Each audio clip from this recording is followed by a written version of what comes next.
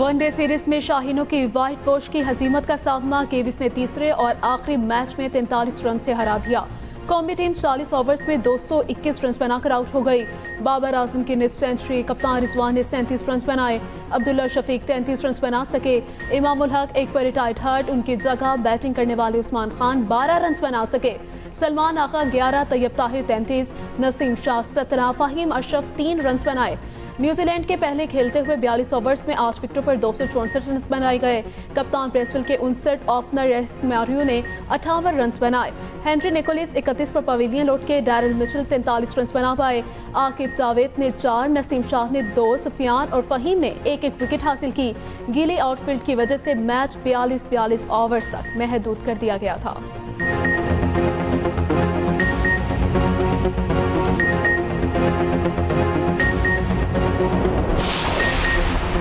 तीसरे वनडे में ओपनर इमामुल हक चेहरे पर गेंद लगने से जख्मी।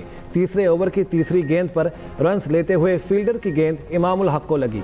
गेंद हेलमेट से होकर मुंह पर लगी, जमीन पर गिर गए। कंकशन टेस्ट में फेल, रिटायर्ड हर्ट हो गए। उनकी जगह उस्मान खान ने बैटिंग की। मैच के दौरान फ्लड लाइट्स बंद होने से कुछ देर खेल रोकना पड़ा।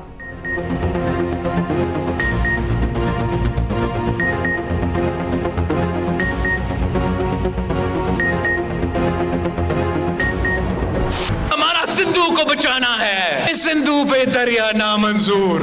जो हुकूमत का यकतरफा फैसले हैं, इंडस से नया कैनाल्स निकालने के फैसले हैं, मैं इनका मुखालफत करता हूं। इसलिए वफाक को नुकसान पहुंचा रहा है। बैनुल अक़वामी साजिशों और हमारे अपने मुल्क की गलतियों की वजह से दहशतगर्दी की दूसरी लहर इस वक्त बलूचिस्तान से लेके पख्तूनख्वा तक अरूज पे है। सिंधु पर नहरें नामंजूर। Chairman Peoples Party Bilawal Bhutto का किनाल मंसूबा वापस लेने का मुतालबा। अवाम को किनाल नामंजूर हैं तो पीपल्स पार्टी शहबाज शरीफ के साथ खड़ी नहीं होगी। बिलावल भुट्टो ने कड़ी खुदा बख्श में जलसे से कहा, साजिश हो रही है, सूबों को आपस में, विफाक और सूबों को लड़ाया जाए। हम विफाक और पाकिस्तान को बचाएंगे, हर साजिश को नाकाम बनाएंगे। कौमी परचम उतरवाने का ख्वाब देखने वालों को पहले हमारा सामना करना होगा। बैन अल-अक़वामी साजिश और हमारी गलतियों से दहशतगर्दी अरूज पर है। कैदी नंबर 804 दहशतगर्दी के खिलाफ किरदार अदा करे। मुशावरत के बगैर बजट को वोट नहीं देंगे। बिलावल भुट्टो का हैदराबाद में 18 अप्रैल को जलसे का ऐलान।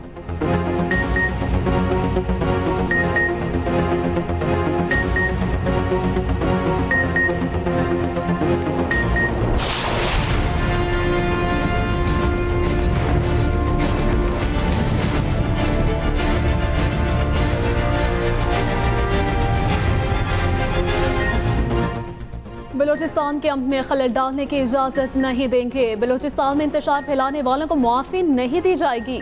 बलूचिस्तान में मुल्की और गैर मुल्की अनासिर का गठजोड़ बेनकाब। मुल्क दुश्मन अनासिर से पूरी क़ुव्वत से निपटेंगे। बलूचिस्तान की खुशहाली में खलल डालने वाले सियासी मफादात को नाकाम बनाया जाएगा। Army chief general Asim Munir की ज़ेर सदारत कोर कमांडर्स कॉन्फ्रेंस। दहशतगर्दी ख़त्म करने के अज़म का आदा। Army chief general Asim Munir ने कहा कि नेशनल एक्शन प्लान पर अमल दरामद के लिए इदारे ताउन यकीनी बनाएं। शुरका का शोहदा की कुर्बानियों को खिराज अकीदत। फ़ौरन के गज़ा में इंसानी हुकूक की संगीन खिलाफ वर्जियों की मजम्मत। LOC पर भारतीय फ़ौज के बिला इश्तियाल खिलाफ वर्जियों पर इजहार तशवीश।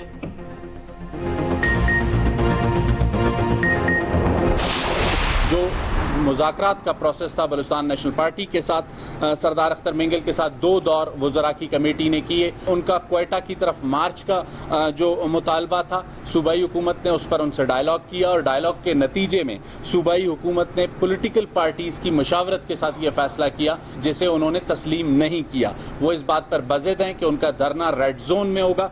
जिस मुतालबे को तस्लीम करने को हुकूमत तैयार नहीं है, इसको मैनेज किस तरीके से किया जाएगा, ये डिस्ट्रिक्ट एडमिनिस्ट्रेशन का राइट है, तो उस राइट को हुकूमत एक्सरसाइज करना चाहती है। सरदार अख्तर मिंगल को मुज़ाकराती कमेटी की जानिब से जो ऑफर की गई है, हुकूमत बलूचिस्तान अब भी अपनी उस ऑफर पर कायम है।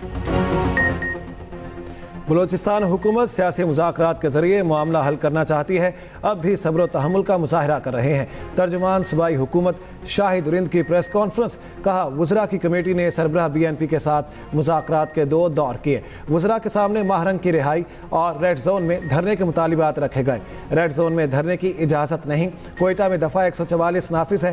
कानून हाथ में लेने वालों के खिलाफ कार्रवाई होगी। सरदार अख्तर मेंगल को जो ऑफर दी आज भी उस पर कायम है। माहरंग की रिहाई से मुतालिक बलूचिस्तान हुकूमत का मौक़िफ़ वाज़ेह है। अफगान मुहाजिरीन से मुतालिक वफाकी हुकूमत के फैसले पर मिनोल अमल होगा।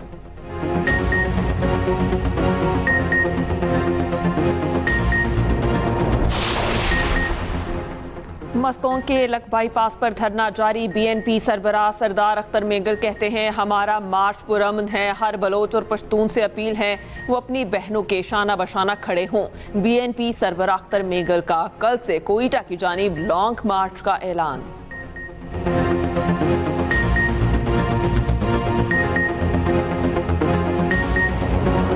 सूबे की पुलिस, सूबे की इंतजामिया किसी को भी जबरदस्ती नहीं निकालेगी वहां से। हमारे सूबे में हमने कैंप लगा लिए हैं।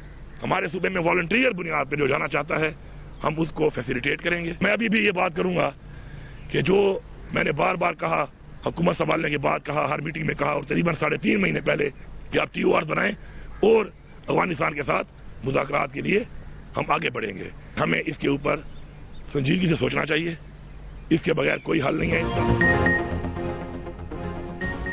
वज़ीर आला खैबर पख्तूनख्वा की एक बार फिर एहतजाज की धमकी, कहा हक ना मिला तो सूबे के अवाम, पुलिस और सरकारी मुलाजमीन को लेकर निकलूंगा।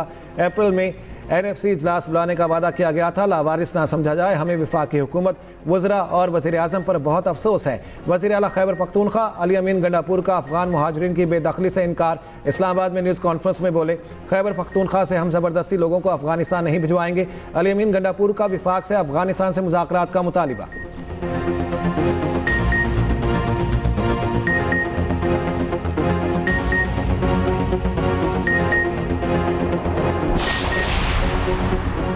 असद कैसर का वज़ीर आला खैबर पख्तूनख्वा के हालिया बयान की तहकीकात का मुतालिबा। एक्स पर बयान में कहा कि वज़ीर आला KP तमाम तर तवानाइयाँ सूबे में बेहतर गवर्नेंस, अमन मान की बहाली पर मरकूज करें।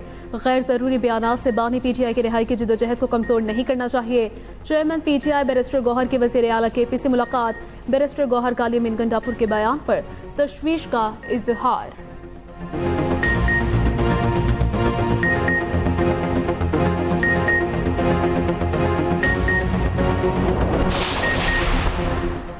अमरीकी सदर का नया टैरिफ नाफिज। स्टॉक मार्केटों का बट्ठा बैठ गया। 2 रोज में सरमायाकारों के 6 खरब 60 अरब डॉलर से ज़ायद डूब गए। चीनी सरमायाकारों को यूरोपीय मंडियों से भी रजू करने का इम्कान। अमरीकी स्टॉक मार्केट में 6 साल की बदतरीन मंदी। डाउ जोन्स में 5%, S&P में 4.6 और नेस्डैक में 4.7% तक कमी।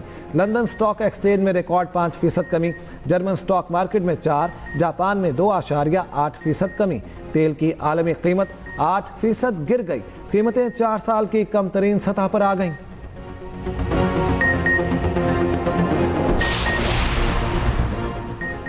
चीन का अमरीकी टैरिफ का फिर जवाबी वार। आलमी तिजारती तंजीम में मुकदमा दायर कर दिया। चीन 10 अप्रैल से अमरीकी अशिया पर 34% इजाफी टैरिफ लगाने का ऐलान भी कर चुका। अमरीकी सदर डोनाल्ड ट्रंप ने चीन के जवाबी टैरिफ को गलती करार दे दिया। कहा चीन ने गलत कदम उठाया, वो घबरा गया, इसका मुतहम्मिल नहीं हो सकता था। कनाडा का अमरीकी गाड़ियों की दरामदात पर 25% टैरिफ आयद करने का ऐलान।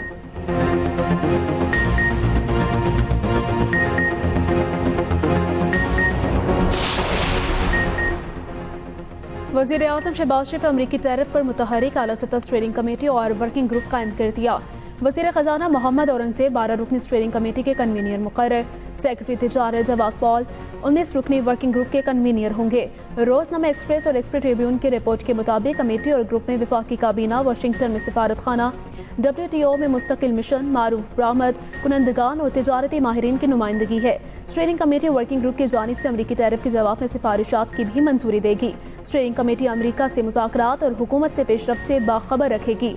वर्किंग ग्रुप अमरीका के बाहमी महसूलात का तज्जिया और असरात का जायजा लेगा।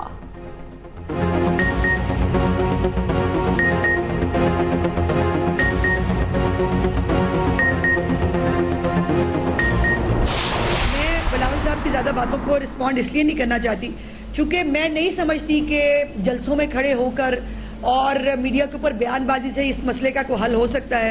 एक्चुअली इनको सिर्फ उसके ऊपर सियासत करनी है और सिर्फ कैनाल के मामले के ऊपर सियासत हो रही है। वहां पर जो है सूबे और ख़ास तौर पर सिंध जो है वो पानी के मामले पे सियासत करे तो ये तकलीफ से बात है। इतनी सारी करप्शन की दास्तानें आ रही हैं KPK की और कोई और नहीं कर रहा, खुद आपस में वो कह रहा है तू भी चोर है, वो कह रहा है तू भी चोर है, वो कह रहा है वज़ीर आला चोर है और गंडापुर साहब की वजारतें आला चुके खतरे में है।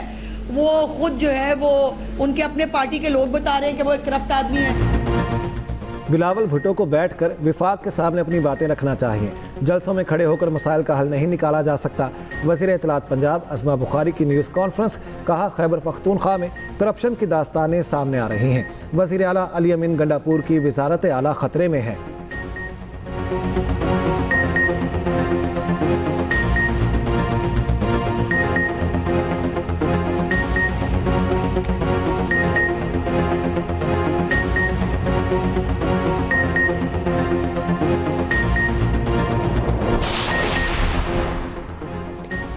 IMF का वफ्द पाकिस्तान में मौजूद गवर्नर से मुतालिक टेक्निकी मुआवनत पर फॉलोअप मुज़ाकरात करेगा। वफ्द पाकिस्तान में बजट साजी से मुतालिक तखमीने का जायजा लेगा। ज़राए वज़ारत ख़जाना के मुताबिक IMF का वफ्द फीड से पाकिस्तानी हुकाम से मुलाकातें करेगा।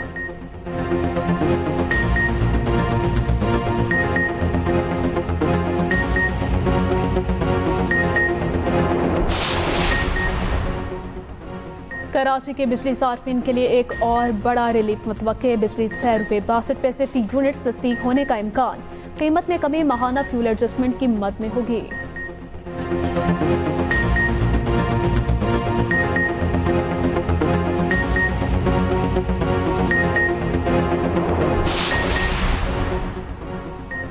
बलोचिस्तान हुकूमत को सियासी डायलॉग करना चाहिए, विफाक सहूलत फ्राहम करेगी। मुशीर वज़ीर आज़म राना सनाउल्लाह की एक्सप्रेस न्यूज़ के प्रोग्राम सेंटर स्टेज में गुफ्तगू, कहा वज़ीर आज़म जल्द बलोचिस्तान के सियासी रहनुमाओं से मिलने जा रहे। नवाज शरीफ का भी क्वेटा जाने का प्लान ज़ेर गौर है।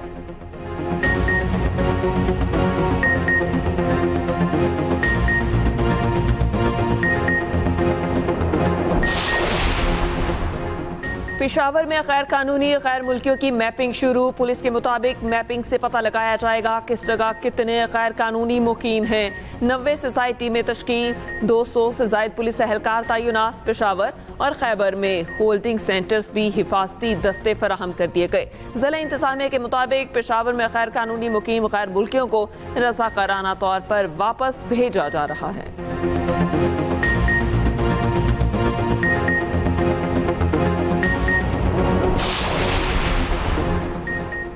सदर ट्रंप ने ईरान को बराह रास्त मुज़ाकरात की पेशकश कर दी। गैर मुल्की मीडिया के मुताबिक अमरीकी सदर ने कहा ईरान से बराह रास्त बातचीत बेहतर होगी, दूसरे फरीक को बेहतर समझने का मौका मिलता है। अरब मीडिया के मुताबिक दोनों मुमालिक ने बिलवास्ता बातचीत पर इत्तेफाक कर लिया।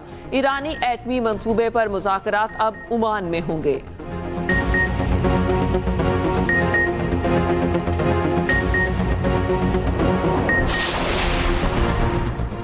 डोनाल्ड ट्रंप ने टिकटॉक पर पाबंदी में 75 दिन की तोसी कर दी। कहा चीन 75 दिनों में टिकटॉक किसी गैर चीनी को फरोख्त करे, वरना अमेरिका भर में टिकटॉक पर पाबंदी आयद कर दी जाएगी।